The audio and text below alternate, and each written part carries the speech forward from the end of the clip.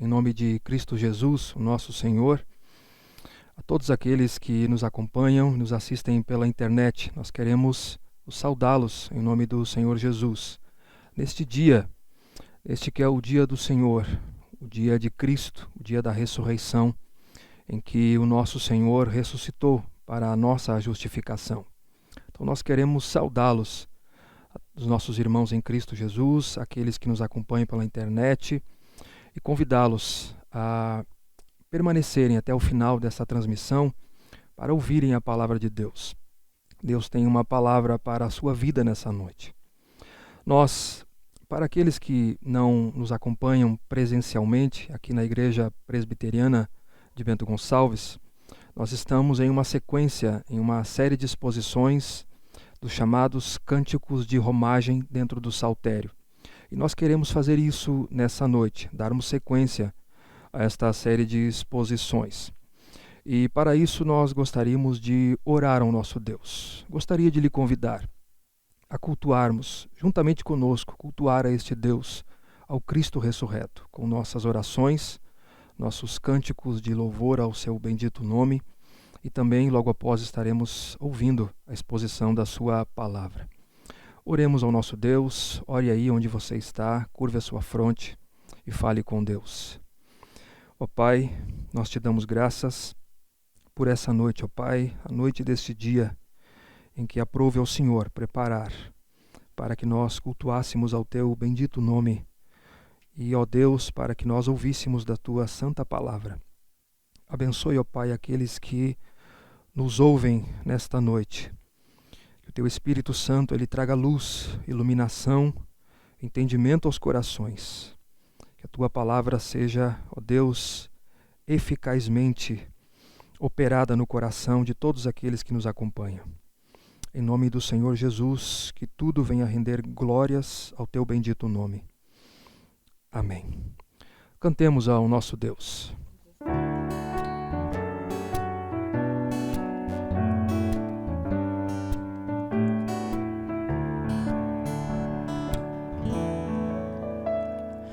Tu és soberano sobre a terra, sobre o céu tu és Senhor absoluto. Tudo que existe e acontece, tu sabes muito bem, tu és tremendo. E apesar dessa glória que tens, tu te importas comigo também. E esse amor tão grande eleva-me, amarra-me a ti. Tu és tremendo, tu és tremendo. Tu és soberano sobre a terra, sobre o céu tu és Senhor absoluto.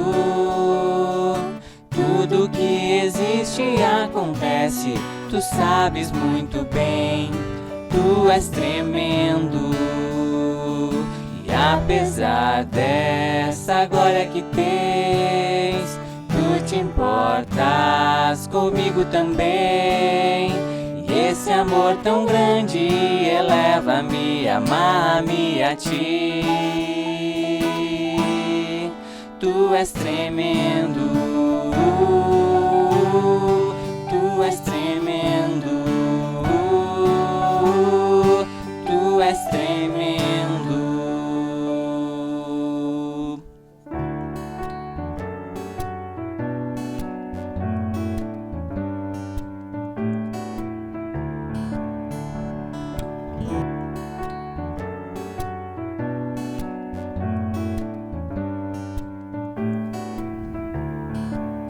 Queridos, abramos a palavra de Deus no Salmo 130.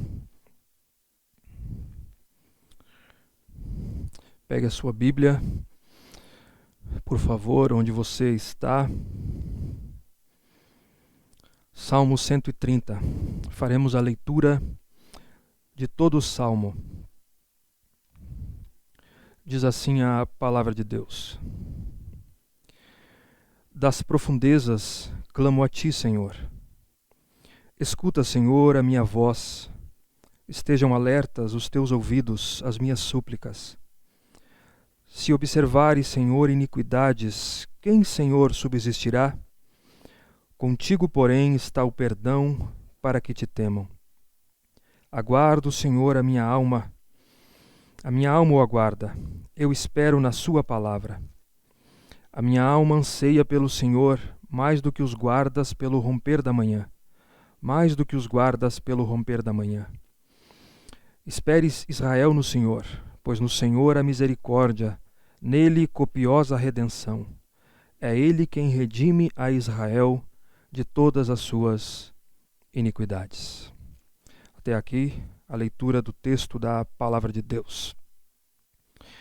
Contigo, porém, está o perdão. É o que nós pretendemos abordar aqui nessa noite. Queridos, aqueles que nos assistem, o Salmo 130, ele é o 11º salmo de uma coletânea chamada Salmos de Romagem, dentro do Saltério de Israel.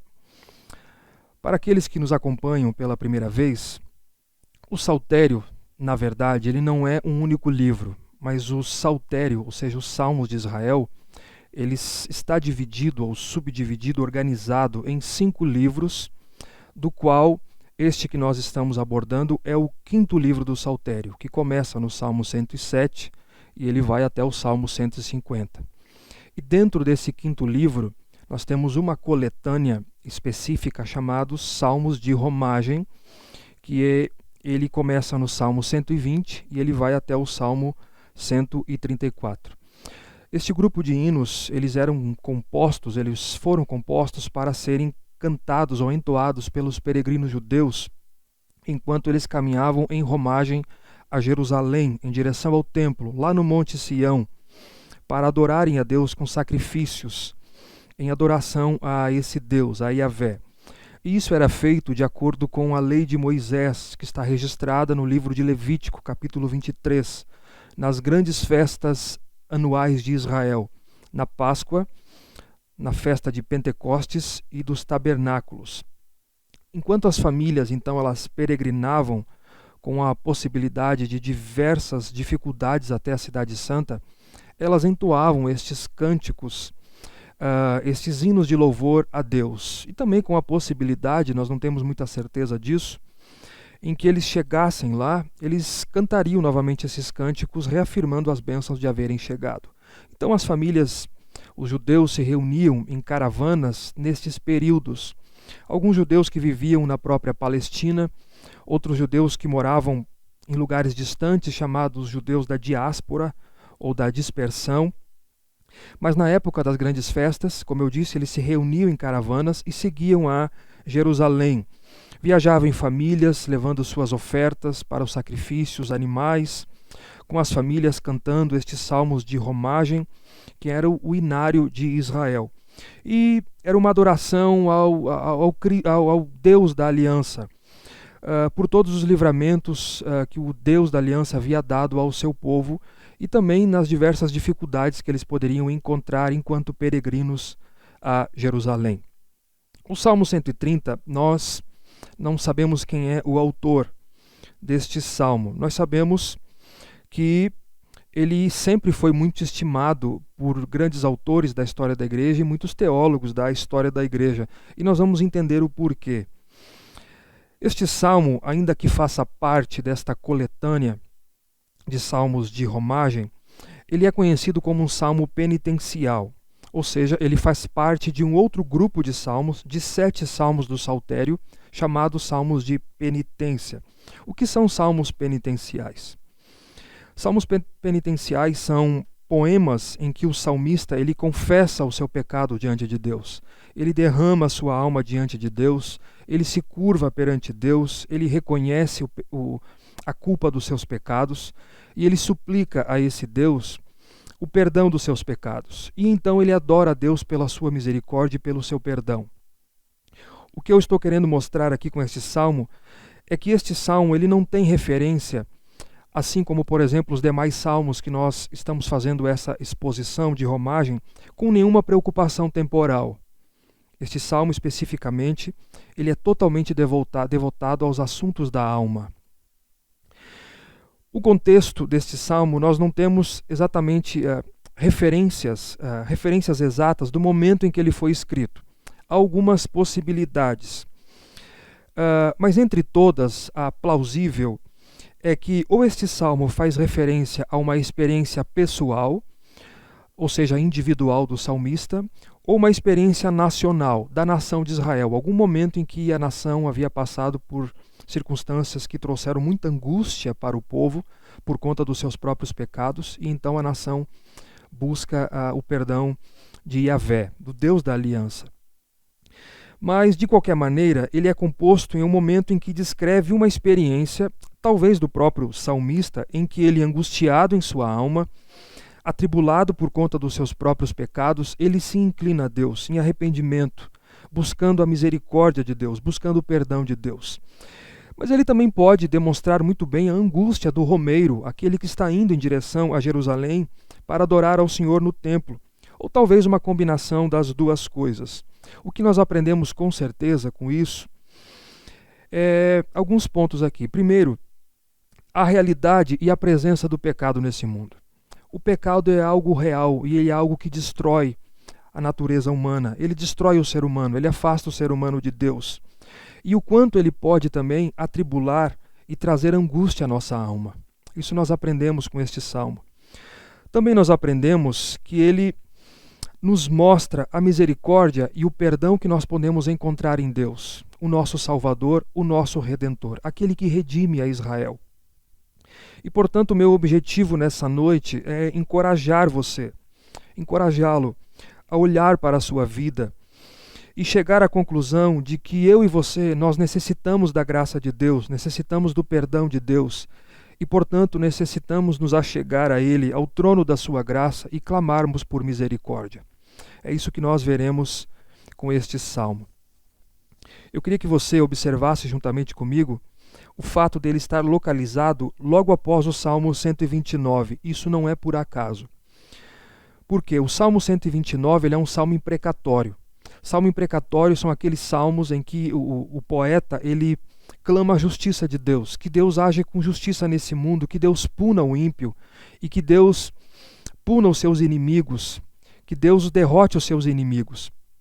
E ele busca então esta ação de Deus na história, protegendo o seu povo e punindo os inimigos de Israel. Por que ele não é ao acaso logo após o Salmo 129?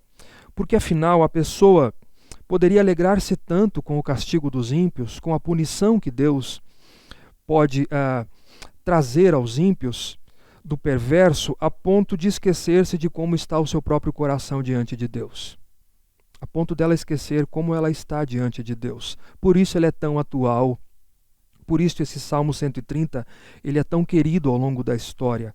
Porque ele reflete o ensino tanto do Antigo quanto do Novo Testamento com relação ao estado em que o homem se encontra diante de Deus e também com relação à graça salvadora desse Deus. Perceba a estrutura desse salmo. Dos versos 1 e 2, o salmista ele ora suplicando a misericórdia de Deus. Ele suplica pelo perdão de Deus. Depois, dos versos 3 e 4, ele passa a reconhecer que o perdão ele pertence somente a Deus. Ele vem somente de Deus. Logo em seguida, o salmista compromete-se a confiar em Deus e a esperar por Ele, nos versos 5 e 6. Aqui há uma expectativa de alma, em que ele aguarda o perdão que vem desse Deus. E depois, nos versos 7 e 8, então, ele conclama o povo de Deus a esperar pela misericórdia de Deus e pelo perdão de Deus. Aqui ele sai de um plano individual e ele passa a um plano comunitário, conclamando a nação de Israel a buscar o perdão desse Deus, porque ele é quem redime Israel de todas as suas iniquidades. Vamos começar então, o salmista orando, suplicando pela misericórdia de Deus. Mais uma vez a leitura dos versos 1 e 2. Das profundezas clamo a ti, Senhor. Escuta, Senhor, a minha voz. Estejam alertas os teus ouvidos às minhas súplicas. Das profundezas clamo a ti, Senhor. Talvez fique mais mais claro para todos nós a paráfrase da Nova Tradução da Linguagem de hoje, que não é propriamente uma tradução, mas é quase uma paráfrase. Ela parafraseia da seguinte maneira: eu te chamei quando estava em profundo desespero. Talvez reflita melhor o sentimento do salmista. O poeta clama a Deus das profundezas do seu desespero. Neste caso, não eram os inimigos que estavam atribulando a sua alma. Não eram os inimigos, como por exemplo no Salmo 129, verso 3. Mas o que atribulava a sua alma era o profundo desespero por conta da culpa do seu próprio pecado. Aquilo estava corroendo o seu íntimo, o íntimo da sua alma. Ele diz: das profundezas eu clamo a ti, Senhor. Eu estou em profundo desespero por conta dos meus pecados. O reformador francês João Calvino, eu acho interessante a maneira com que ele aborda este verso. Ele trata como se fosse um abismo, nas palavras do salmista. Ele interpreta essa expressão do salmista em que ele fala de si mesmo como que ecoando a sua voz, como se ele estivesse num profundo abismo, sentindo-se submerso pelas calamidades extremas da sua alma e da sua mente. Aqui o exemplo, talvez, que melhor nos ajude, a imagem desse texto aqui, é de uma pessoa se afogando em um lugar em que não dá pé. Talvez alguns de vocês já tenham passado por isso. Está em um afogamento em um local onde não dá pé e de onde é impossível sair. E antes de afogar-se, ela clama por socorro, pede por socorro, grita por socorro. Então é isso que o salmista está denotando aqui. Ele sentia-se numa profunda angústia, envolto em tristeza por conta dos seus pecados. E esta tristeza profunda, essas situações, elas sempre trazem desespero em seu rastro. Sempre trazem desespero em seu rastro. Daí ele clama ao Senhor. De lá do abismo, de lá do profundo desespero da sua alma, em que ele sentia-se culpado por conta dos seus próprios pecados, que nós observamos no contexto. Então ele ora no verso 2: escuta, Senhor, a minha voz. Estejam alertas os teus ouvidos às minhas súplicas. Esta era a súplica dele. Este era o pedido dele, o pedido de socorro. Escuta a minha voz. Por quê? Porque ele sabe que é em Deus que ele pode encontrar misericórdia. Ele tem essa confiança que a misericórdia ela é encontrada no Deus que perdoa pecados, no Deus que é justo, mas também é misericordioso. E aqui nós temos uma primeira lição, um primeiro aprendizado, que é o do arrependimento.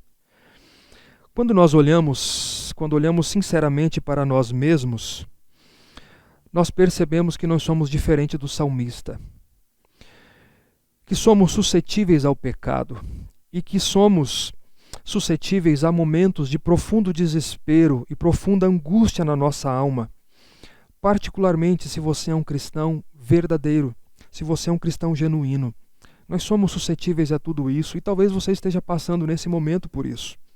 A grande diferença está na atitude, que é a atitude do salmista. Nesse momento de angústia em que ele se via envolto em tristeza, em que ele não acha luz, ele obtém confiança. Ele obtém essa confiança de achegar-se diante de Deus e buscar o socorro de Deus. E é isso que ele faz, e é isso que nós devemos fazer. Ele diz: ó Deus, estejam alertas os teus ouvidos às minhas súplicas. Parafraseando aqui, ouve, ó Deus, o meu pedido de socorro. Ouve, Senhor, o meu pedido de socorro. E é isso, como eu disse, nós precisamos fazer.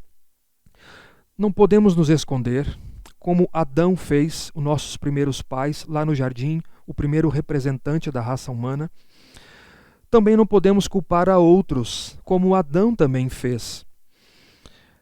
Mas nós devemos nos arrepender e clamar a esse Deus por misericórdia, a fim de nos assegurar de uma resposta desse Deus, da parte dele, uma resposta de paz.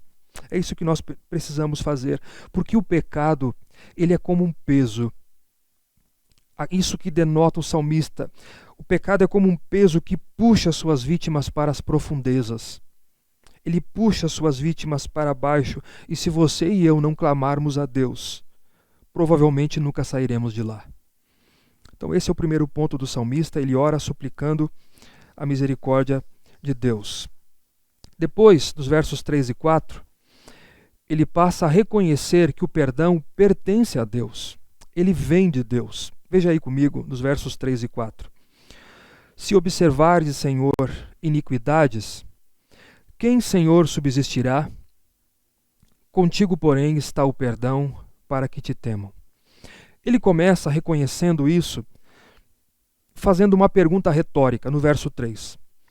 Se observares, Senhor, iniquidades, quem, Senhor, subsistirá? Aqui a Nova Versão Internacional, a NVI, ela nos mostra um pouquinho melhor a intenção do salmista. O termo observares aqui é o termo de registro. Então ele diz o seguinte: se o Senhor registrasse, tal como um contador faria em uma lista de registro, todos os meus pecados, ou os nossos pecados, as nossas iniquidades, quem, Senhor, poderia escapar? Quem poderia escapar? A resposta a essa pergunta retórica é ninguém. Ninguém poderia escapar. Então, o que ele está dizendo é que ele, como miserável pecador, assim como todos os homens que habitam nesse mundo, todos eles não têm como escapar da culpa dos seus pecados. Por isso ele argumenta: tu, Senhor, que és soberano, tu que és Senhor, se o Senhor, assim como um contador, registrasse todos os meus pecados em uma lista e o Senhor agisse sempre de acordo com aquilo que merecemos, e esse é o ponto, sem misericórdia, se o Senhor não agisse com misericórdia, todos seríamos fulminados, estaríamos condenados sem volta por conta dos nossos pecados. Então, quem poderia escapar? Quem poderia escapar de tal condenação? Ele mostra aqui a condição atual de todos os seres humanos, em que ninguém é livre, totalmente livre. Porque liberdade, ser totalmente livre, significa eu poder, ou você poder agir contra a sua própria natureza. E isso é impossível, porque a nossa natureza é pecaminosa. E é isso que ele está dizendo, tanto eu como todos os homens, se Deus fosse listar os nossos pecados, assim como um contador faria, não que Deus não faça isso, ele faz isso. Mas o ponto dele é dizer que se Deus listasse e não agisse com misericórdia, quem poderia subsistir? Quem escaparia da condenação de Deus? A resposta é ninguém, porque a punição de Deus contra o pecador, ela é na verdade uma reação da sua santidade. É isso quando Deus pune o pecador, é isso que ele faz, é uma reação do seu ser, dos seus atributos, da sua santidade. Então todos deveriam morrer, porque ninguém é isento do pecado, ninguém é isento da quebra da lei de Deus, de um Deus santo, justo e todo-poderoso. E ele reconhece isso e ele argumenta isso com Deus, que se Deus não agisse com misericórdia, ninguém poderia escapar, e ele seria um dos tais que não poderia escapar dos seus pecados. Mas veja o que ele diz no verso 4. Contigo, porém, está o perdão. Contigo, porém, está o perdão. Eu reconheço que só o Senhor pode perdoar o meu pecado. Eu reconheço que todos estão condenáveis diante dos teus olhos por conta dos seus pecados, porque foi contra o Senhor que eu pequei, eu ofendi a tua santidade, mas o perdão pertence a ti e a ti somente. Então, alguns pontos nós percebemos aqui, meus irmãos, que o salmista reconhece que a única maneira de se livrar do registro do pecado é achegar-se a Deus e é buscar o perdão que somente Deus concede em sua graça. É a única maneira. Esta é a única maneira, não existe outra. O autor da carta aos Hebreus nos diz que não há outro nome pelo qual importa que sejamos salvos, a não ser somente o nome de Jesus. E este é o nosso consolo indizível. Este é o nosso consolo em todas as nossas aproximações de Deus, de que nele há perdão. E é exatamente isso de que você e eu precisamos, deste perdão e do consolo que vem com essa possibilidade de perdão. Você que me ouve nesse momento, é necessário este reconhecimento. É necessário esse reconhecimento, primeiramente, em arrependimento profundo por conta dos seus pecados. Reconhecer que você não consegue fazer outra coisa a não ser pecar contra Deus e ofender a sua santidade. E também é necessário o reconhecimento a quem pertence esse perdão. Ele pertence somente a Deus. aquele que de fato pode extinguir o registro dos seus pecados de uma vez por todas. Somente Ele pode fazer isso. Extinguir o registro, a lista dos seus pecados. Mas qual é o alvo do perdão de Deus? O salmista continua, ainda no verso 4. O alvo do perdão de Deus, ele diz, é para que te temam. Contigo, porém, está o perdão, para que te temam. O perdão está com o Senhor. Mas o alvo do perdão de Deus é para que aqueles que são perdoados por Deus, eles passem a temer a esse Deus. Para que eles saibam, para que eles reconheçam que Ele é soberano e que aqueles que foram perdoados, eles não abusem da sua bondade em se dispor a conceder perdão. O perdão de Deus, ele tem esse alvo de nos conduzir à vida dedicada ao próprio Deus, a uma vida de devoção a esse Deus. O apóstolo Paulo dizia que agora não sou mais eu quem vive, mas Cristo vive em mim. E a vida que agora eu vivo na carne, eu vivo ela pela fé no Filho de Deus, o qual me amou e a si mesmo se entregou por mim, disse o apóstolo Paulo. E ele passa então a temer a esse Deus. O que é temor? Nós precisamos definir o que é temor. Temor é uma postura de quem quer obedecê-lo, de quem quer agradá-lo obedecendo a sua lei. É a postura de quem o reverencia, é a postura de quem o ama, de quem o respeita como Senhor, como Criador absoluto desse universo. Temor não é simplesmente ter medo de Deus, mas é reverenciar a esse Deus e dedicar a sua vida a esse Deus. Para que nós entenda aqui o que talvez o salmista esteja tentando nos refletir, é o seguinte ponto. Por meio do sistema de sacrifícios do Antigo Testamento, Deus aplacava a sua ira de sobre o seu povo. Aplacamento da ira, nós chamamos isso de propiciação, que era o que o sumo sacerdote em Israel fazia na tampa da Arca da Aliança, chamada propiciatório. Mas aqueles sacrifícios, eles eram proféticos, simbólicos e tipológicos, eram figuras do sacrifício último e final de Cristo Jesus, em que Deus redimiu os nossos pecados, os pecados do seu povo, de uma vez por todas. Portanto, e esse é o ponto, o pecador perdoado, ele que entende a culpa dos seus pecados e ele percebe a grandeza da graça de Deus que lhe alcançou, ele não tem outro pensamento a não ser viver em temor a esse Deus. E é isso que o salmista nos está dizendo. Contigo está o perdão, mas para que nós venhamos a temer ao Senhor. O apóstolo Paulo, no Novo Testamento, ele explica muito bem isso. Ele diz, que diremos, pois? No capítulo 6, nos versos 1 e 2, na sua carta aos Romanos.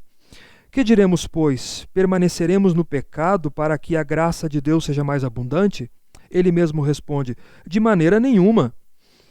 Como viveremos ainda no pecado, nós os que para ele morremos? O apóstolo Paulo nos ensina muito bem esse ensino do Salmo. Como, pois, viveríamos no pecado se nós morremos para o pecado? E talvez também Judas, o penúltimo livro do Novo Testamento, no verso 4, Judas para combater os falsos mestres da sua época, para que a igreja conhecesse os falsos mestres, ele acusa, ele mostra quem são os falsos mestres. Ele diz isso no verso 4, que apenas um capítulo essa carta tem. Ele diz que certos indivíduos, são os falsos mestres, eles se introduziram com dissimulação no meio da igreja, os quais desde muito foram antecipadamente pronunciados para esta condenação. E aí ele define quem são eles. Eles são homens ímpios, que transformam em libertinagem a graça de nosso Deus, e eles negam o nosso único soberano e Senhor, Jesus Cristo. O que é transformar a graça de Deus em libertinagem? É você usar o perdão de Deus, a graça de Deus, como liberdade para pecar. E Judas diz que fazendo isso eles negavam ao Senhor Jesus Cristo. Por quê? Porque Cristo foi aquele que nos libertou da culpa e da condenação dos nossos pecados e da escravidão dos nossos pecados. Cristo nos tirou de lá e nos trouxe para o reino da sua luz. Como, pois, eu posso dizer que o perdão de Cristo, que Cristo me dá, ele me leva, mais uma vez, à possibilidade de pecar ou ao desejo de pecar? Seria negar ao Senhor Jesus, aquele que nos resgatou do pecado. Então é isso que o salmista está nos dizendo, que o perdão que Deus nos dá era para que nós temamos a esse Deus, para que nós amemos a esse Deus, que nós percebamos a grandeza da graça desse Deus e que nós passe então a viver para o temor desse Deus. Em terceiro lugar, o salmista, dos versos 5 a 6, ele compromete-se a confiar em Deus e a esperar nesse Deus. Agora ele está num período de expectativa.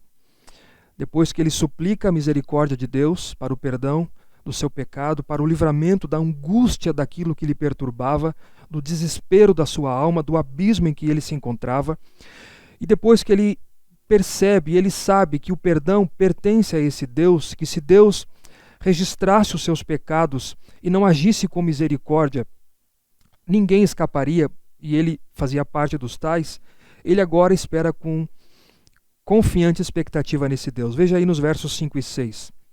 Aguardo o Senhor, a minha alma o aguarda, eu espero na sua palavra. A minha alma anseia pelo Senhor mais do que os guardas pelo romper da manhã. Mais do que os guardas pelo romper da manhã. Então, exatamente isso.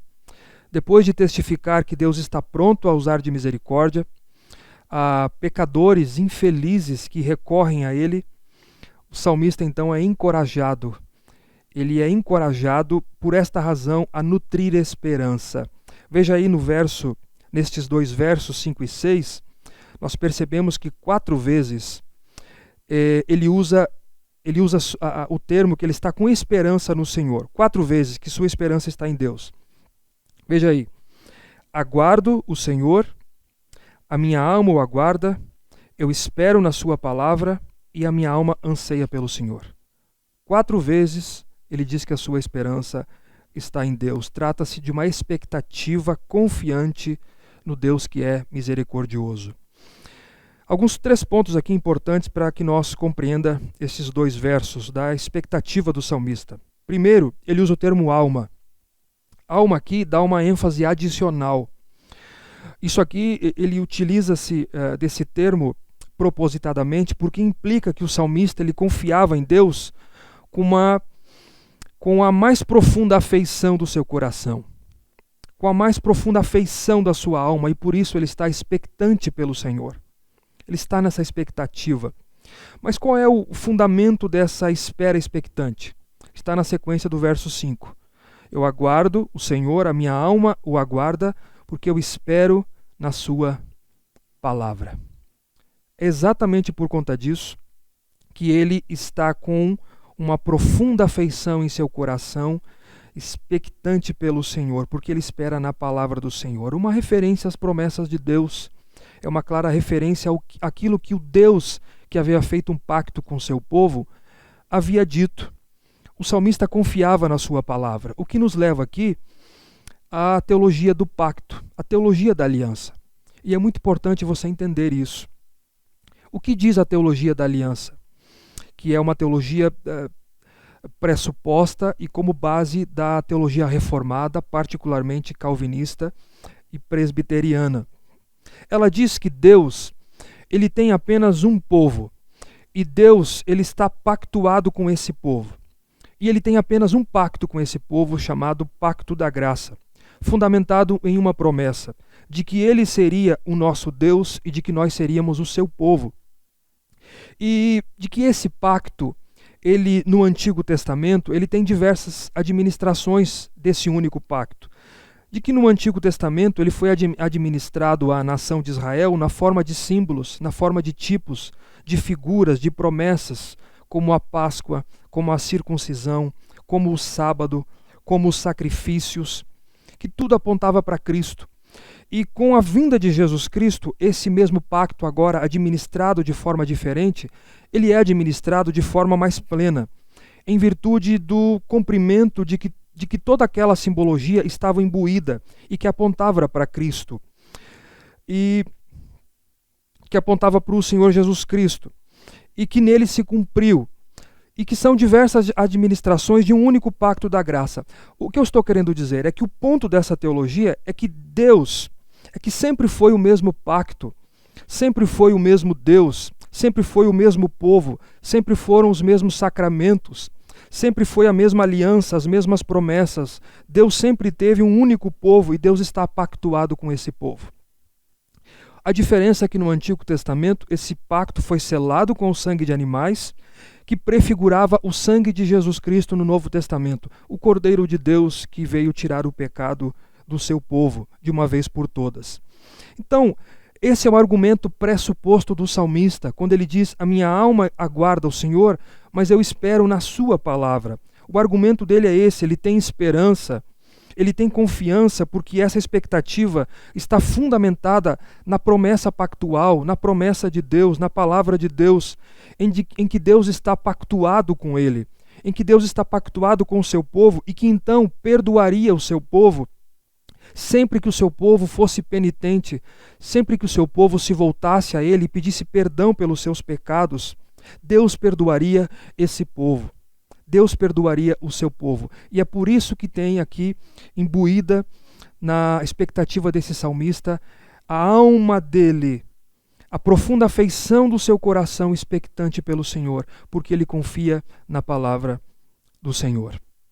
Então, primeiro, ele mostra isso, a afeição do seu coração, da sua alma. Segundo, ele fundamenta essa espera expectante, dizendo que ele fundamenta na sua palavra. E terceiro, ele usa uma figura para o grau dessa espera. Qual é o grau dessa espera? Ele diz: a minha alma anseia pelo Senhor, estamos no verso 6, mais do que os guardas pelo romper da manhã. Mais do que os guardas pelo romper da manhã. Por que ele utiliza-se desta figura? As vigílias da noite no mundo antigo eram divididas em 4 partes. E assim como os guardas, as sentinelas da noite, eles esperavam com muita expectativa pela manhã que surgiria e eles ansiavam pelo sol da manhã, o salmista utiliza-se dessa analogia para mostrar que a sua alma espera em Deus mais ainda. Ele utiliza o termo eu anseio. A minha alma anseia, assim como os guardas esperam ou anseiam pela luz do sol no romper da manhã. E ele nos encoraja. Ele nos encoraja, e é isso que nós deveríamos fazer. Esperar no nosso Deus quanto às nossas orações. Quantas vezes você tem orado a Deus? Você tem buscado a Deus, suplicado na profunda angústia da sua alma e em desespero, atribulado de espírito. Eu quero dizer a você, espere em Deus. Espere no Senhor, assim como os guardas pelo romper da manhã. Espere confiante na sua palavra e espere expectante pela sua misericórdia. Por último, nos versos 7 e 8, o salmista conclama agora o povo de Deus a esperar pela misericórdia de Deus e pelo perdão que vem desse Deus. Então, após falar aqui de si mesmo, o salmista agora, ele aplica a doutrina a todo o povo. Interessante isso. Ele fala de si mesmo e agora ele vai aplicar esse ensinamento à comunidade. Ele passa da experiência individual para a comunitária. Com base na sua própria experiência, ele anima o povo então a esperar no Senhor. Veja aí dos versos 7 e 8. Espera, Israel, no Senhor, pois no Senhor há misericórdia. Nele copiosa redenção. É ele quem redime a Israel de todas as suas iniquidades. Aqui ele conclama o povo, dando razões pelas quais o povo deveria esperar no Senhor. Ele conclama o povo a esperar em Deus, assim como ele havia feito, mas ele dá 3 razões aqui para que o povo espere no Senhor. A primeira está no verso 7. Ele diz: pois no Senhor há misericórdia. No Senhor há misericórdia. Deus é misericordioso. É verdade, Deus não tolera o pecado. Pecado tem que ser punido. Deus pune o pecado e pune o pecador. Não há, na verdade, essa dicotomia na Escritura. Pecado e pecador. São 2 coisas que andam juntas. Se fosse possível haver essa dicotomia entre pecado e pecador, não haveria razão para a morte de Jesus Cristo. Então, quando Deus pune o pecado, significa que ele pune o pecador. Porque o pecador é que comete esse pecado. Mas o salmista diz à nação ao seu povo, à comunidade, que nele há misericórdia. Essa é a primeira razão. Ele é misericordioso, ele é compassivo, não só para perdoar o indivíduo, mas perdoar também toda uma comunidade de crentes que esperam nele, que se curvam diante dele, que curvam-se a sua alma em arrependimento por conta dos seus pecados. A segunda razão, ele diz, ainda no verso 7, pois nele há copiosa redenção. Nele é copiosa redenção. Ele descreve a redenção aqui como copiosa, para que os fiéis, para que eles entendam que, mesmo quando eles são seduzidos aos últimos extremos de angústia da sua alma, eles se firmem com base nessa consideração, de que na mão de Deus há redenção, da mão de Deus provém perdão. É Ele quem redime o seu povo. Redimir é pagar preço, é um pagamento de preço. Então, quando ele utiliza a copiosa redenção, ele está dizendo isso. Por mais que você seja reduzido aos extremos últimos da sua alma, entenda que nele há copiosa redenção. Pode haver perdão de pecados. Este salmo, provavelmente, então, ele deve ter sido escrito em um tempo em que o povo de Deus estava tão aflito a ponto de desanimar. Tão desanimado por conta da sua vida, que se não houvesse a grandeza e o poder da graça de Deus para redimir o seu povo. Mais uma vez, eu queria citar aqui a todos vocês que eu acho interessante as palavras do reformador João Calvino a esse respeito, que nos ensina muito. Ele diz o seguinte, a respeito desse verso 7. A verdadeira utilidade dessa doutrina é, em primeiro lugar, que os fiéis, mesmo quando submergidos nos mais profundos abismos, não duvidem de que o seu livramento está nas mãos de Deus, que, sendo necessário, achará os meios agora ocultos e desconhecidos da nossa percepção. E, em segundo lugar, para que tenham certeza de que, sempre que a igreja estiver aflita, Ele se manifestará como seu libertador. Sempre que a igreja estiver aflita, Ele se manifestará como seu libertador. Então, a primeira razão pelo qual o povo deveria buscar a misericórdia e o perdão de Deus, porque no Senhor há misericórdia. A segunda, porque nele há copiosa redenção. E por último, está no verso 8, porque é Ele quem redime a Israel de todas as suas iniquidades. Aqui o poeta reitera então o sentimento dos versos anteriores.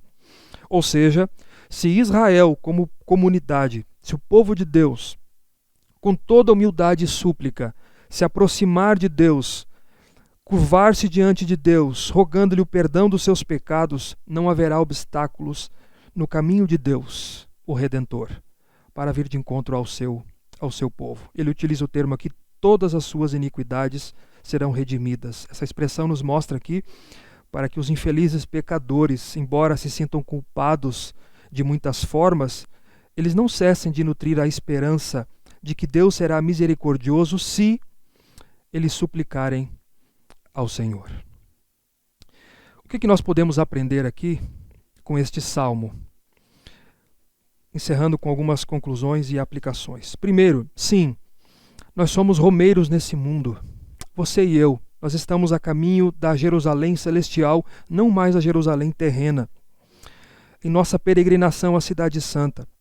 E nesse período poderá haver momentos em que, mesmo cristãos verdadeiros, passem ou se encontrem em profunda angústia da sua alma, abatido na sua alma em virtude dos seus próprios pecados, sentindo-se culpados e com peso exacerbado sobre os seus ombros.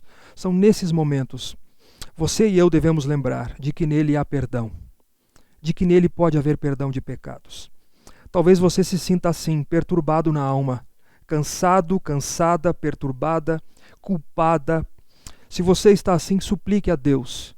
Suplique ao Senhor em arrependimento e espere confiantemente, expectante pelo seu perdão, porque nele há misericórdia, nele há copiosa redenção, Ele pode te levantar.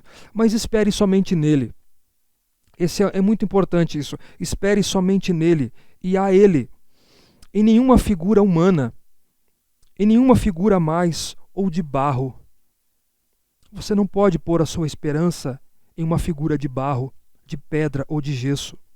Há perdão em Deus, há perdão em Cristo Jesus, e por isso poderá haver segurança e livramento da angústia da sua alma. Segundo ponto, aqui que nós aprendemos, que você deve esperar por aquilo que Deus prometeu na sua palavra. É nisso que deve estar a sua confiança. E é nisso que consiste a fé genuína.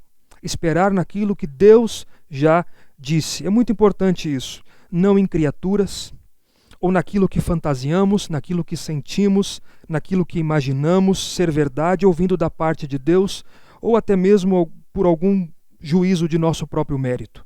Não espere nisso, mas espere somente em Deus e naquilo que Ele já disse em sua palavra de uma vez por todas, naquilo que está registrado na Escritura Sagrada. Fé é isso. A fé verdadeira, ela é fundamentada naquilo que Deus disse.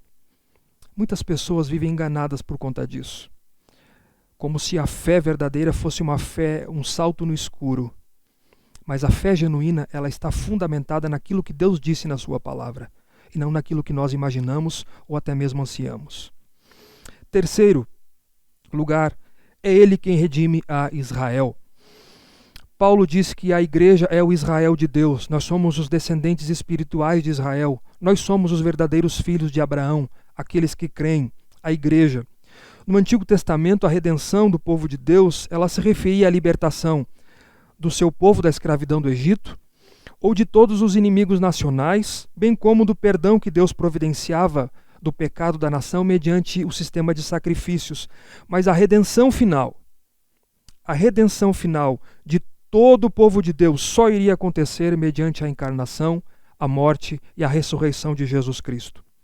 Por essa razão, se você e eu crermos nessa redenção final, de que Cristo pagou o preço do seu pecado, você está seguro.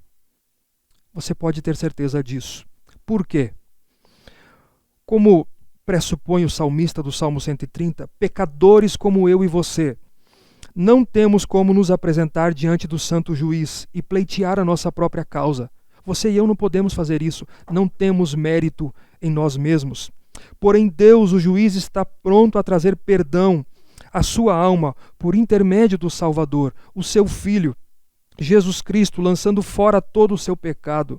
Ou como está na leitura do Salmo, lançando fora todo o registro listado contra você, e não os empregando mais contra você. E por último, o perdão de Deus, ele é uma bênção a ser considerada com seriedade, porque ele custou um alto preço. A vinda do seu filho e a vida do seu filho. Sangue foi derramado naquela cruz, e nenhuma gota de sangue foi derramada em vão. Cristo Jesus, na cruz do Calvário, não possibilitou o perdão de pecados. Ele salvou eficazmente. Por isso, sangue não foi derramado em vão. Portanto, seja grato e tema a Deus. Se você entendeu, se você compreendeu a culpa dos seus pecados e o que os pecados fazem com a sua alma, então você deve levar a sério a graça de Deus. Eu desejo que Deus abençoe a sua vida, que você medite nessa palavra. Que Deus lhe abençoe. Oremos a Deus. Ó Pai, obrigado pela exposição da Tua palavra, ó Deus. Eu lhe peço nessa hora que o Teu Santo Espírito aplique essa palavra nos corações daqueles que nos ouvem, trazendo, ó Deus, reflexão, edificação e arrependimento. Em nome do Senhor Jesus. Amém.